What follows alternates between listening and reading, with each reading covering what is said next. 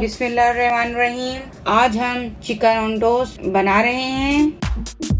इसके लिए मैंने 250 ग्राम चिकन मेन्स लिया है, कैप्सिकम, रेड बेल पेपर, लहसुन, हरा धनिया, yellow bell pepper, green chilli, spring onion, chopped onion, नमक, काली मिर्च, soya sauce, oyster sauce, worcestershire sauce add करेंगे। इसमें सराचा सॉस ऐड करेंगे।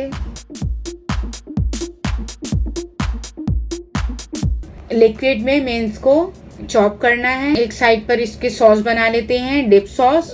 1 कप हम इसमें चिली गार्लिक सॉस ऐड करेंगे, केचप ऐड करेंगे, स्प्रिंग अनियन, चॉप्ड गार्लिक, पानी, काली मिर्ची। टोस्ट रेडी करते हैं।